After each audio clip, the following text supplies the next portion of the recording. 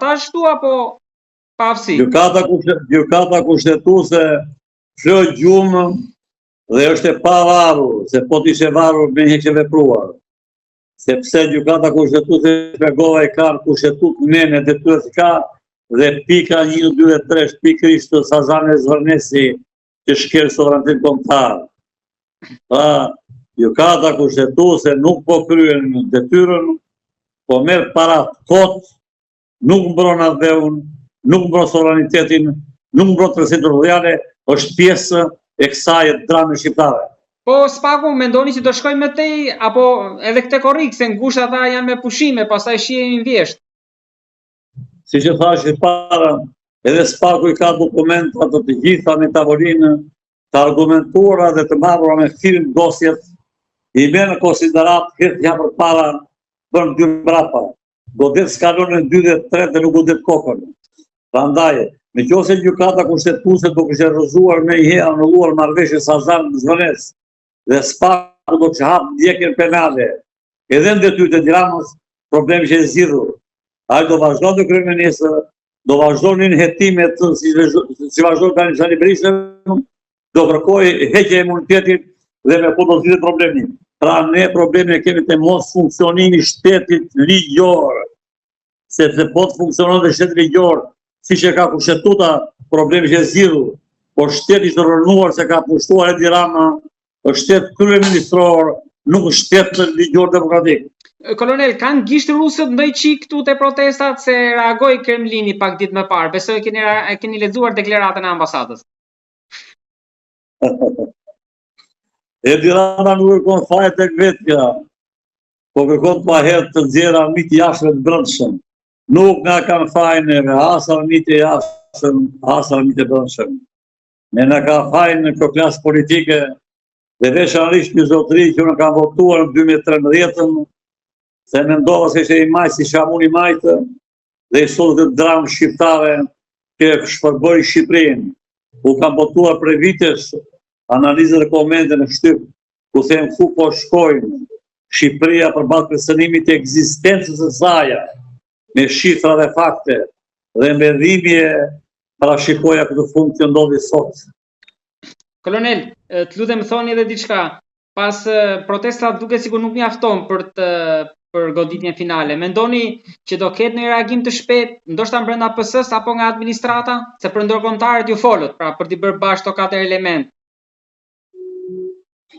Tani jemi një grup kuadrosh me vlera kombëtare që kanë prova dhe studim, të cilat ne mos i mbaruam në institucionet shtetërore ligjore në Shqipëri, problemet shumë në NATO, e shumë Kongresin Amerikan duke kandideruar 2 herë nga 2 nga të votuan. Ja kemi shumë dhe NATO a kërkoj marrëveshjen, por ne marrëveshjen nuk kemi se tregon kushim me marrëveshje saj.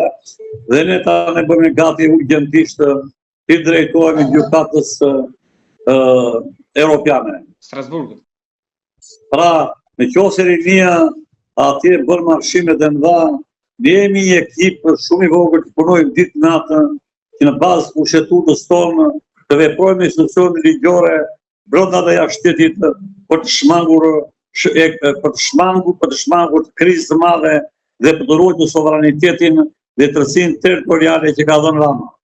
Të lutem edhe diçka kolonel, jeni optimist si në ditën e parë kur pat protestën edhe sot mas 38 ditësh? Jeni njëjti optimist?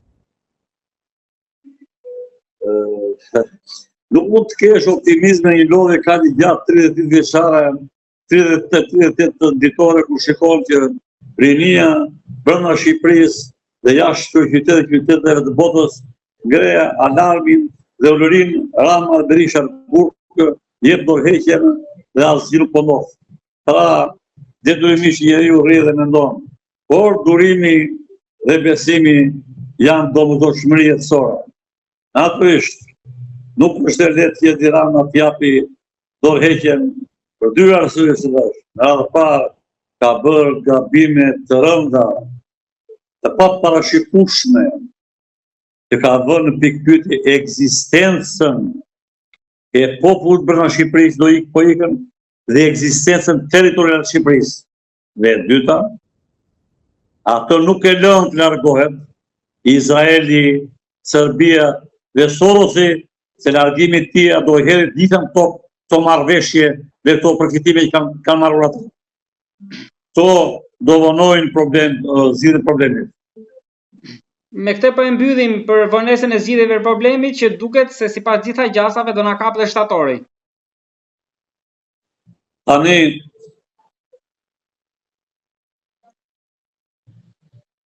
të gjithë kanë kuptuar mjaft mirë si sa do fare që përderisa një veprimtari e madhe nuk ka një leadership të përshtatshëm, të aftë brenda vendit dhe jashtë shtetit, emra të njohur që të hapen edhe në botë kur të bëjnë takime me njëherë, emra të cilët të ngrohen dhe forcojnë ndërgjegjjen kombëtare në objekt konkret, detyrimisht qeveria dhe populli me këto ngarkesa që kanë një anë lodhje e madhe psikologjike, lodhje e madhe ekonomike e pjesës së ndershme dhe pensionistëve dhe ana tjetër shqiptarët që janë jashtë shtetit do të vazhdojnë të në punë të banë familje të tyre. Pra, strategjia e lodhjes dhe avash e rëndimit të kësaj proteste mbarkombëtare që neve duhet të gjejmë të gjitha rrugët dhe mënyrat